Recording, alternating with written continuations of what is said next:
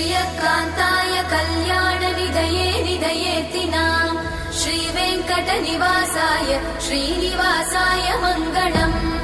लक्ष्मी सविभ्रमालोकसुभ्रूविभ्रमचक्षुषे चक्षुषे सर्वलोकानां वेङ्कटेशाय मङ्गलम् श्रीवेङ्कटाद्रिशृङ्गाग्रमङ्गलाभरणाङ्गये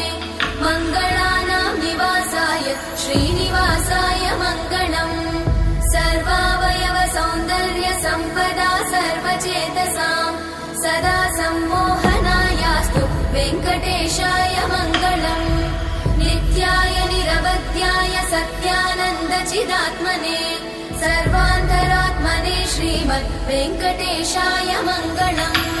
स्वतः सर्वविदे सर्वशक्तये सर्वशेषिने